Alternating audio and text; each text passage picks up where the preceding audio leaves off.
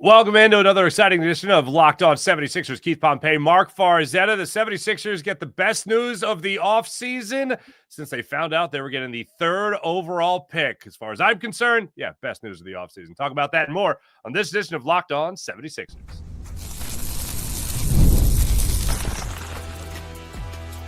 You are Locked On 76ers, your daily Philadelphia 76ers podcast, part of the Locked On Podcast Network. Your team every day. And we thank you for making Locked On 76ers your first listen every day, part of the Locked On Podcast Network, your team every day. This particular episode is brought to you by the Gametime app. Download the Gametime app, create an account, use promo code LOCKEDONNBA for $20 off your first purchase. Keith, I have to say it was on your publication, Inquirer.com, came up in my feed today saying that according to Forbes, the 76ers will bring back the black, iconic Allen Iverson jerseys this year. Have you known this? And if you have known this, how dare you hold out on me, friend? What's going on? I mean, I didn't know it 100% officially like you. I mean, dude, they've been teasing them for the last couple of years. And they're like, oh, yeah, they'll come out. They'll come back. But, nah, I didn't, know that it was going to be 100% official. But I guess they gave the information to Forbes, which is cool. It seems like you're really excited about these jerseys, huh? I got to tell you, Keith, this to me, I grew up in the era of no championships. I was 8 months old when the Sixers won in '83. Okay. My dad doesn't like to say I'm named after Marc Iverson, but my name was inspired by the acquisition of Marc Iverson. Okay. Are you serious? I'm dead serious. He was acquired in August. I was born in September. And my dad, obviously Italian-American, he just liked an Italian-American playing for the Sixers. Yeah. And he was like, oh, he spells it with a C as well. Anyway, it's a full thing. It's a whole story. But anyway, so I didn't grow up in any – 93, the 93 Phillies was cool. That was a great run, obviously. But Allen Iverson in 2001, Keith, for me in my generation, I was 17, about 17, 18 years old. And for my high school years, man, Allen Iverson was it. The end all be, and that jersey became the representation of that entire era, that entire Iverson era. And since then, you've heard guys, and I'll just say you've heard guys come in here, and Tyrese Maxey's one of them, that have that iconic poster of Allen Iverson in the jersey, stepping over Tyronn Lue and all that. That, for my generation of fan, is such a great era to hearken back to. And when you see someone like Tyrese Maxey, whose quickness and speed, just to isolate those two things, really remind you of Allen Iverson, for the idea of seeing him in that jersey again, that is very exciting. And honestly, when this came up today on my feed, I went, I got chills thinking about going back to that era again and just watching I even watched a highlight reel of Allen Iverson's, playing days, obviously. To me, I think it means a lot. I think to the fans of that era, that really brought you back into the Sixers. That's something that I think is really significant to a lot of people. Yeah. I mean, I think it's going to be great, but they better win. Take these jerseys off. Man, they got blown up by 20, but those jerseys. Yeah. Oh man, the jerseys was fire. The defense, perimeter defense. But the jersey on that point, Keith, by the way, speaking of just the way people are dressed today, I want people to know on the podcast, Keith is looking good, my brother. Looking good, man. You got the suit and tie on at the conference. You're in Cleveland? Yeah, in Cleveland. Yep. It's funny. I'm looking at the Cleveland Browns stadium. That's probably how you doing? It's funny, the Cleveland Browns stadium is pretty cool. I remember it's not as I'm not gonna say it's like the Eagles, it's not like the Link or anything like that, but when you go out there, you see big statues of Jim Brown, you see a couple other things. It's right next to, I'm looking at it now, you can see the Hollywood, not the Hollywood, the Rock and Roll Hall of Fame. Yeah, so yeah. In Cleveland, Believeland. That's what the guy said this morning. Welcome to Believeland. Good for them. I will say I have been in that stadium, and I did see Jim Brown. He rode right by me and got out of his golf cart. grabbed his cane and walked right by me, right onto the field. I'll never forget it as long as I live. You give him the Philly salute. I just went, hey, Mr. Brown. He just, and then just kept walking. That was that. It is interesting. You say the thing about it. All that really matters is obviously how they play, and that's absolutely true. Because although I have been real, I think we've been real with everybody. There unfortunately isn't a lot of positive things. So when I saw this story, I went, okay, top stories of the offseason here. You find out you're going to get the number 3 overall pick, that the tanking at the end of the season obviously worked. You got a player here that fans can believe in VJ Edgecombe. There hasn't been a lot of positivity surrounding the 76ers, and this is at least a nice callback to the days of yesteryear. But something I want to transition to here, because, again, the guy that I'm most excited to see wear this jersey simply because of the playing style and speed and quickness is Tyrese Maxey, because that'll make me think about Allen Iverson even more. It'll be cool to see Embiid in it. Yeah, absolutely. But just in terms of the reminder, more so the Maxey camp. But Maxey has been working out for the past handful of off seasons with LeBron James. So the question and this has come up again because Maxey just talked about it on a recent podcast he did. When you hear about these players working out and they're talking about same management, same representation and all that stuff, what really goes on at these workouts? Obviously they're working out. Obviously they're getting shots up. They're playing in the gym and all that stuff. But how do you understand these workouts coming together and all that? And how do players like Tyrese Maxey benefit from working with a guy like LeBron James? No, that's a great question. And in a way, it's one of those things where you don't really want to talk about. Like you feel like it's nothing gate, right? But at the same time, you realize a lot of people turn it into something that it's not. So it's a good thing to talk about. But basically here it is. Like, LeBron works out. Maxey is a guy who always wants to learn something. They're both part of Clutch. They have a relationship, and it's one of those things where, you go there and you get an opportunity to work out with a guy who might be the GOAT of the league, one of the all-time greatest. And I feel like that's basically what it is. You learn from his craft. You go there. You're only going to make yourself like better by working with him. You see what it takes to work out. And I remember a couple of years ago, the Maxey first went there. It was crazy. So LeBron says, meet there at a certain time.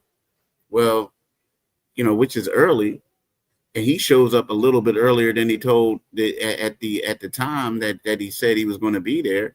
Maxey's already in the gym, I heard. So then the next day, LeBron came there way earlier than that. So, to me, those are type of good things, because you look at it and you hear about the greats. They always want to outwork one another. Like they want to be the hardest working guy in the gym. And the fact that I think that when LeBron showed up and Maxey was already in there, to him, that really impressed him. And then it's like, okay, well, you're not just going to work out with me for this one time. We're going to keep this going together. So I feel like it's a great thing. And how it comes about is like, hey, do you want to work out? Sure. Okay, well, you got to come here at a certain day. This is what we're going to do. It's funny, like a couple of years. There was a story I read about Kobe working out with a guy. And apparently, he tells the guy, meet him at a location. The guy is there. The guy is waiting for Kobe. And then all of a sudden he calls Kobe, and Kobe's like, oh, okay. All right. Okay, you're serious. Meet me at such and such place. And then the guy goes there, and then the next day they really got to work out in. So to me, it's one of those things where it's the veteran player, or the GOAT, so to speak, you have it, is testing the young guy to see how much work he's willing to put in. And Maxey does it. And you can only benefit from it. You can. It's like me and you working out with the GOAT of our profession. You know what I mean? Like picking their brain. You can only go up from it. Yeah, and you mentioned it right there with the work ethic and all that stuff. That's the thing that really that doesn't allow me to bet against Tyrese Maxey. Like you talk about these guys that are impressed with him, whether it's Doc Rivers, whether it's Nick Nurse, whoever it might be, that these guys are all impressed with how hard this guy is willing to push himself. And to reiterate, to bring Kobe's name back into it, it's one of my favorite things about him is, you talk about that work ethic, but you also talk about guys complaining to him, hey, how come you didn't pass me the ball? I was open, the fourth quarter, whatever.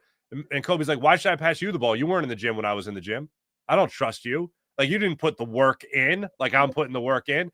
And it seems like, I know the term gets used a lot now, that Mamba mentality gets used when you talk about a player's work ethic and all that. But Tyrese Maxey certainly has that. He has that button, and he activates it, especially in the offseason, whether that's working out with guys that have the same representation like LeBron James, which I certainly think is not nothing, making sure he got in there to get the shots up, even with James Harden. And this is a guy that's pushed through a lot. He's faced adversity in the early days of his career, especially with Doc Rivers, not really giving him that run. He has worked his game around Joel Embiid and trying to be a star around him to help him win.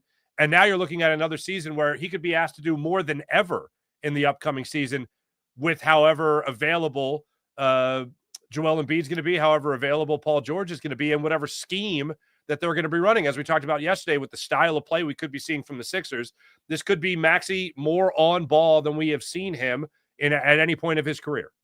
Yeah. Yeah, it could be. I mean, it could be. I mean, here's the thing. It's just one of those things where, I mean, if you're Tyrese Maxey, you worked out with James Harden. You practice every day with Paul George. I mean, even Joel Embiid, you work out with him. There's so many great players that he's worked out with and you learn from. And that's what it is. It's all about, think about it. It's how much can you learn from a guy and incorporate that in your game a little bit. When we see Maxey do the step back, we all know that that's part of Harden, right? You got that from Harden. LeBron James, the explosiveness, how to take care of your body, some of the things that you do, some like I think with LeBron more so for him is, you may learn a trick or two, but at the same time, it's like all about longevity. It's all about the mental aspect of the game. Like I wonder what the conversations are like in between like workouts, in between sessions, like, he wants to get 1% better. It's all going to help him out. I mean, it just is. And like when we look at a guy, you say to Maxey will say to LeBron, okay, I worked on this summer. The next summer I did something else. What do you recommend that I work on to become a better player? And what have you done? I mean, what do you do? Like, even down to, what do you eat? How many hours a day do you sleep? Just everything. I mean, and Maxey is that type of guy that he will pick his brain and just to get everything. So it's only going to benefit him as a player. 100%. When we come back, we got a question about these jerseys. I think it's a good one. We'll get into that. And also, before we get into our Grimes Watch segment, Keith, which is always riveting, as we know, other free agents out there and any other ideas you have for the 76ers possibly in this offseason to put them in the best possible spot with the year fast approaching. We'll talk about that and more when we return. This is Locked On 76ers on the Locked On 76ers YouTube channel. And now let me tell you about OpenPhone. If you're running a business, you know that every missed call is money left on the table. Think about the last time you had an urgent need. Maybe a plumber, maybe another service provider. If the first person didn't answer, did you just stop and wait for the call back? No, you kept calling others to solve your problem. OpenPhone is the #1 business phone system built to streamline and scale your customer communications, all from an app on your phone or computer.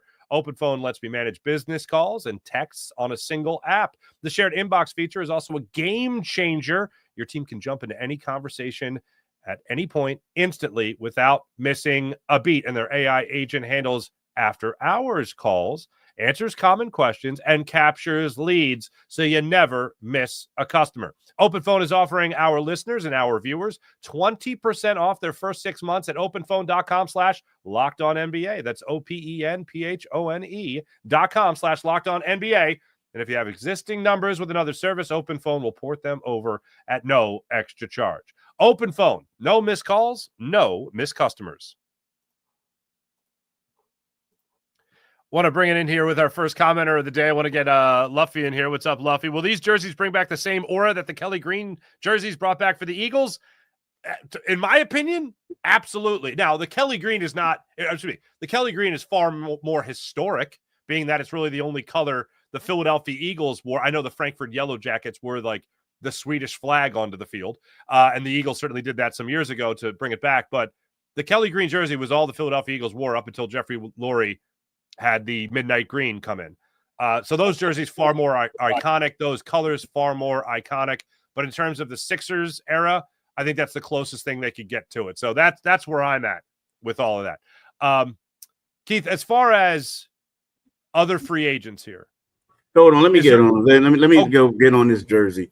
Dude, Go it's ahead, not sure. the only how it's going to bring back the same or if the Sixers are winning. Like, let's be real. Like, if the Eagles rocked the Kelly green jerseys and they were trash, what we doing here? Like, you know what I mean? So, like, you know what I mean? It's all about, like, dude, it's not the uniforms, it's the players. You know what I mean? Honestly, like, yeah, if people might get hyped up and da, but at the same time, it's all about the players. Like, they have to play well, and they have to they got to play well. And then people are like, oh, these jerseys are great. If they go out there and they start off 2-12 and they play 6 games in those jerseys, people are like, yo, take the trash off, take it off, take it off. You know, that's a great point. You are dishonoring the memory of Allen Iverson's playing days in Philadelphia. You don't deserve to wear that jersey. Yeah, I mean, come on, man. People are gonna be like, yo, like, nah. Yeah, hey, it'll be fun in the first quarter. Then after that, you better win. Let's get another question here. Crazy Farzy, do you think Joel Embiid will appear in these jerseys this season? He better. There's no way they're not going to wear the jersey if Joel Embiid's coming back. All right. We'll get to the next one. Here's a question for you. Eric D wants to ask you this question there, Keith. Is there a chance the Sixers have interest in Nikola Vucevic, Nick Vucevic, or Vucevic as he became known? Any interest there? I mean, I don't think they can. There is interest, but like my thing is, can they afford them right now? I mean, I don't think they can. Like, you know, that's the tough spot. I mean, the Sixers, you couldn't afford Gershon Yabusele. It's tough to get Vooch. It's tough to get Vooch. You're barely affording Andre Drummond right now at a $5 million player option. All right. When it comes to other free agents that are out there, we'll get to our Grimes watch as we do every day now. But is there any free agent that you think the Sixers could be interested in and legit interested in? Any free agent you think could actually help this squad right now that would be affordable, that healthy mix, which is a rare thing right now for the Sixers, unfortunately, or something they could do internally with somebody early or somebody already under contract?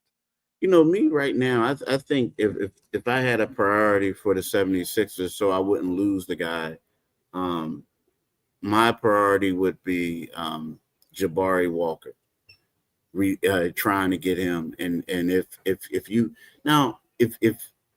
the crazy thing about the 76ers, like in years past, I shouldn't say crazy, but in the last couple seasons, they kept that one spot available.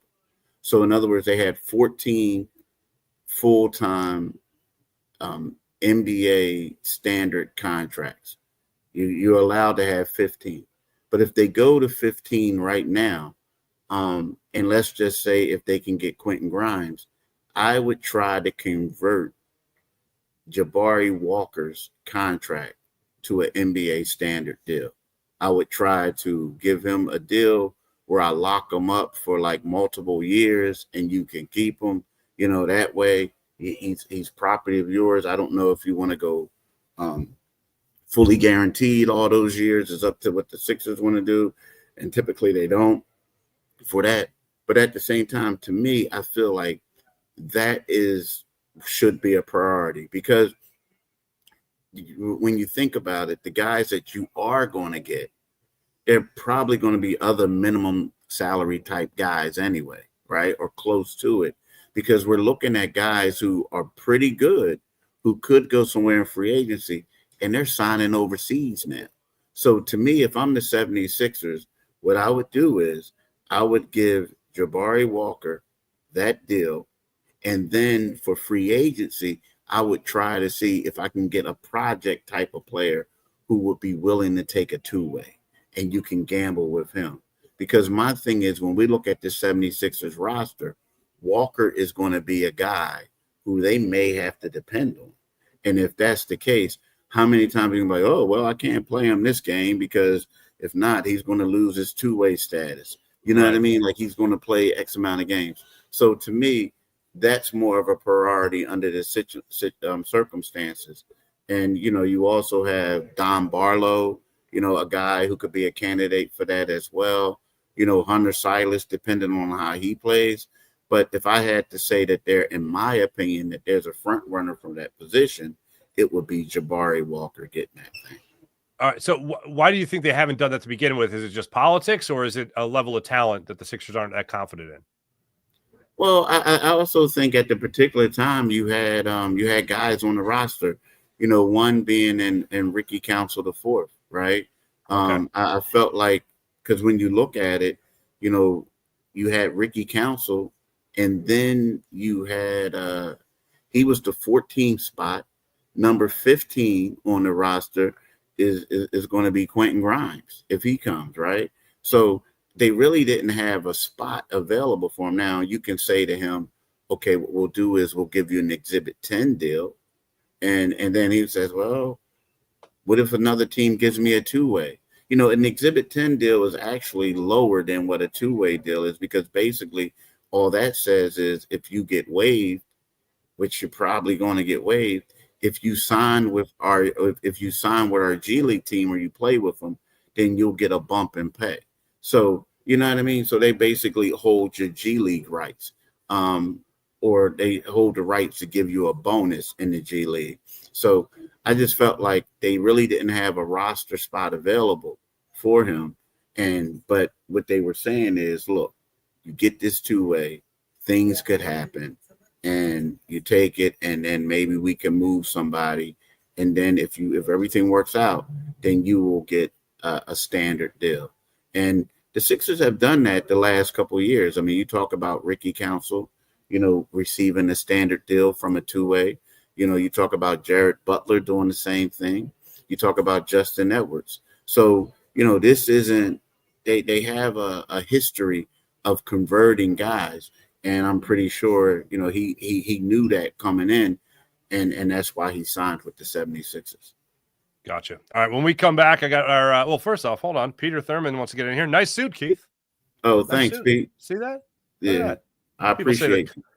People say comments are always negative. No, not on this show. Not on this show. We're supportive. We're supportive. All right, when we come back, latest installment, ladies and gentlemen, of Grimes Watch, and I got another question for Keith when we come back. This is Locked On 76ers and Locked On Sixers YouTube channel. Back after this. Hey, let me tell you about the Gametime app. Maybe you want to go to a game, a concert, a comedy show. Maybe you want to go to Eagles-Bengals tonight at Lincoln Financial Field as they kick off the preseason.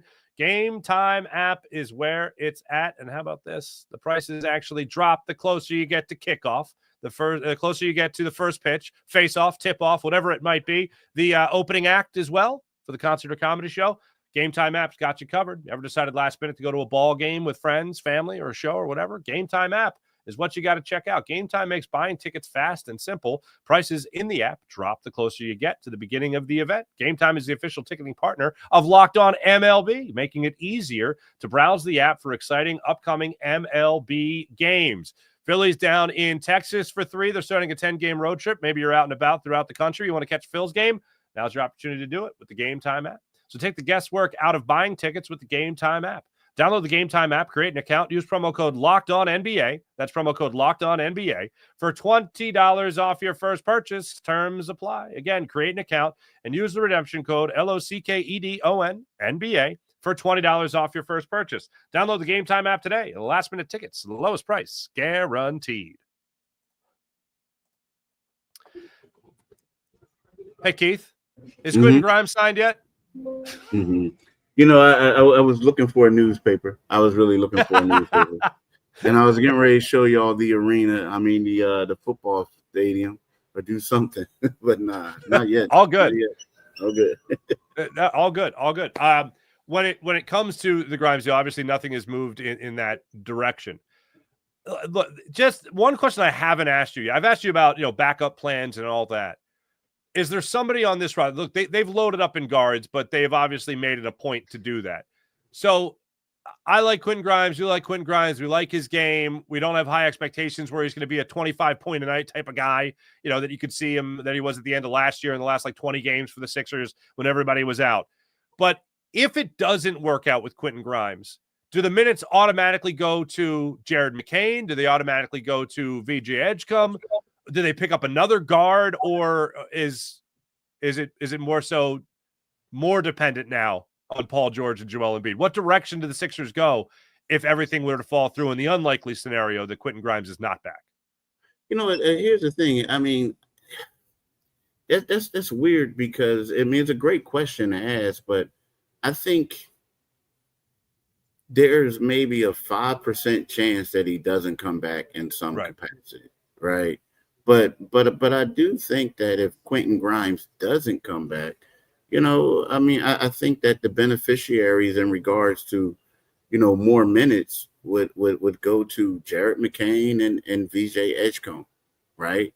I do. Because when you look at it, I feel like, right now we're talking about a 4-guard offense, if he came, 4 different guards rotating in and out. But if he doesn't come back, I think those other 2 guys, their workload is going to increase a little bit. VJ is going to be called upon more, as a rookie, to come out there and produce and do what he has to do. But I also feel like another guy who will benefit from it would also be Kelly Oubre. And the reason why I'm saying that is because when we look at it, we talk about Kelly Oubre and we all talk about him being, how should I say it, like a swing man. But he'll tell you he's a 2-guard, but we're saying, well, with these 4 guys, you're going to have to play the 3. So, he'll get more looks at the 2 in certain scenarios. So, I feel like, though, but for the most part, I feel like those 2 guys that I mentioned before, VJ Edgecombe and Jared McCain, are going to be the beneficiaries. But I do not see any scenario that he does not come back. I just don't, because it's like to a point where, evidently he hasn't signed yet. There's no teams really want to throw money at him because they know the 76ers are going to match it. And the 76ers are looking at it like, okay, if we don't do anything, then guess what? You're going to be here for a 1-year deal, making $8.7 million. So to me, I just feel like since there's really no market for him, he has no choice but to come back. Could it be, obviously it's all financial, but the one thought I had was if he comes back, if he gets another offer from somewhere else, and that offer is like 18 million, whatever, and then the Sixers match that at 18 million, then you're talking about a guy coming in here being a starter. But if he doesn't get that money and then he gets something closer to, 10, 12 million, then you might not be talking about a guy as a starter. How much do you think the money is going to dictate what his role will be on the team?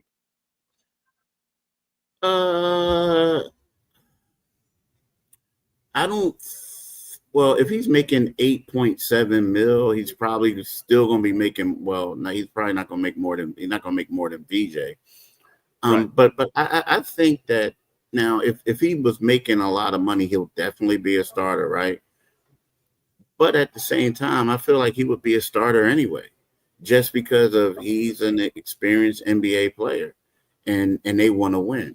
And then that's not a knock to VJ, but it's one of those things where, the 76ers, even though we talk about they're banged up and everything, they want to win, man. They want to win now. And with that being said, you want to minimize the mistakes that are being made. Like typically for a losing team, you'll have a rookie guy and you'll say, hey, look, bro, you can play through your mistakes. Well, right now they want to make sure that, we're going to give them some time and we're going to let them play. But we'll rather go with the more experienced guy and let him develop over time. I'm talking about him being VJ Edgecombe and a more experienced guy, being Quentin Grimes. So I feel like if he comes back, and the fact that they were willing to let Gershon Yabusele walk, that lets me know that he's a priority, someone who they feel like is going to be a starter for them moving forward. All right, Keith, before we go, between the jerseys and your suit, threads have been a conversation of the day. Did you have a favorite jersey growing up? Did you own a jersey growing up? Did you, of a favorite player, or did you just have a favorite jersey you like seeing your team wear?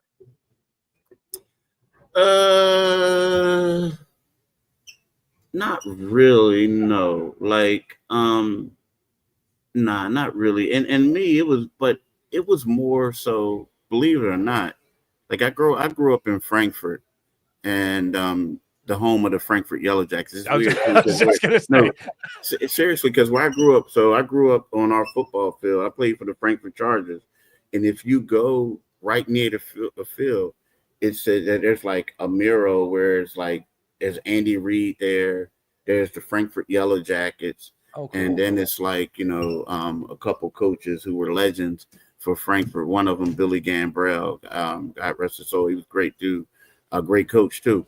So it was kind of like our colors, the Chargers, were red and white. With that being said, as a kid growing up, I was a diehard Nebraska fan. Oh, right? Wow. Yeah, okay. I was diehard. So, you know what I mean? So whatever it is, don't ask me why I had this number, but I had like a number 2 Nebraska jersey, and I used to rock that all the time. Yeah, as a kid. So, nice. Yeah, I wasn't really, into like the Eagles jerseys, the Phillies, right. A Flyers sweater or a Sixers jersey, but I had like a Nebraska jersey, and I was like walking around with it, like, yeah, Cornhuskers all the way. I hate Oklahoma, stuff like that. In Frankfurt, the only guy wearing that jersey. That's awesome. Nah, believe it or not, a lot of us like it was funny. A lot of us because you know what I mean, because of that. Yeah, it was like because of the color connection. Yeah, because of the color connection. Yeah, because of the color connection. Yeah. Oh, that's great. That's great. Keith, always a pleasure, my friend. We'll be back with you wonderful people talking more 76ers tomorrow on Locked On 76ers. In the meantime, make sure you guys like and subscribe to Locked On 76ers. Keith and I got you daily for a 30-minute program each and every day. Also, for you Eagles fans watching the game tonight, the preseason game, Jason Martinez, Harry Mays, and I have you covered on your Locked On Eagles Squad postcast on Locked On Eagles YouTube channel. No Phillies today after failing to complete the sweep against the Baltimore Orioles. They did take 2 of 3, though. But yeah, I'll be back with you guys tonight. Locked On Eagles. Make sure you guys are liking and subscribing. And also make sure you guys are reading all Keith has to offer on Inquirer.com. And we'll see maybe what kind of suit we got tomorrow, my friend. Look forward to talking more Sixers with you then. Enjoy the rest of the conference, too. Are you there tomorrow as well? Yeah, I'm not coming back until Sunday. That a guy. Enjoy the time away, my friend. Enjoy. Yeah. Keith Pompey, Marc Farzetta, thanks for watching. Thanks for listening. Like and subscribe. See you guys tomorrow. Bye.